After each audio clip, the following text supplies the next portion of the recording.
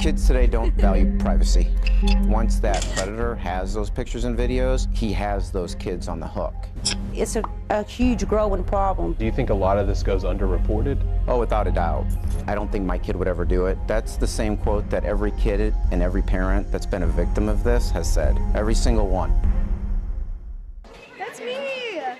Give a kid free time and chances are they're going to spend a lot of it in front of a screen. Posts, tweets, likes, shares, snaps, this is their world. And when it comes to social media, there are no boundaries. The problem with that is once the kids get on those applications, they don't necessarily know who they're talking to. Special Agent John Letterhouse is part of an FBI task force in our state that tracks down predators looking to sexually exploit children online. Is it really happening? Are these predators really out there online actively searching for kids? Yes, it happens all the time. More followers and friends means more popularity. So it's easy for kids to connect with complete strangers, strangers they think are their age. They populated those sites with pictures of teenagers that they're representing to be themselves. From there, it's manipulation. It's a process we call grooming. It's telling kids what they want to hear, how pretty they are, how smart they are, how handsome they are, how good they are in school. Once they gain the trust of that child, that's when they start asking them for pictures and videos of these kids naked. Images you may think your child would never take, but Letterhouse says he sees hundreds of them every day. And the threats are going to be, well, I have these pictures already of you.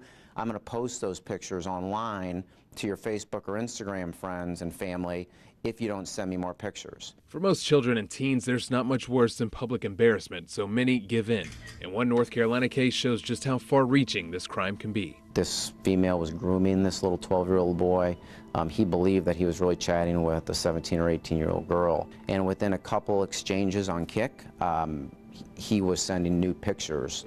We ended up tracing that female back to be a 26-year-old male that lives in Miami. They found, gosh, I want to say 800 different victims. And don't think it's not in our own backyard. We've actually had 6 so far this year that have been arrested. First Sergeant Tammy Mazingo helps track down registered sex offenders in Wayne County who are banned by state law from using any social media site. We have had a couple of them that were talking with children and trying to meet them and stuff like that, which is a huge problem, especially whenever they're already a registered sex offender. Some sites have clear rules against registered sex offenders using them, but predators are tricky. Hardly ever use their real name. Normally they do use a fake name. I think it would be naive to think that just because Instagram or Facebook says that these people can't be on there, that they're not going to be on there. And honestly, what's the best place to meet a child? It's a vulnerability the FBI will tell you is growing as fast as social media itself. The criminals can be caught,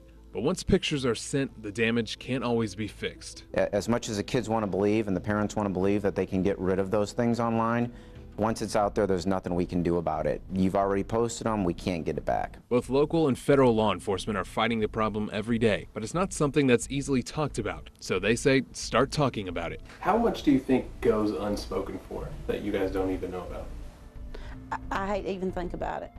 I'm sure the number's astronomical. It's sad. There's a huge number of these that are greatly underreported. The kids want it to just go away. The parents often just want it to go away. We're getting some of them, but by no means are we getting all of them. Jonathan Rodriguez, CBS, North Carolina.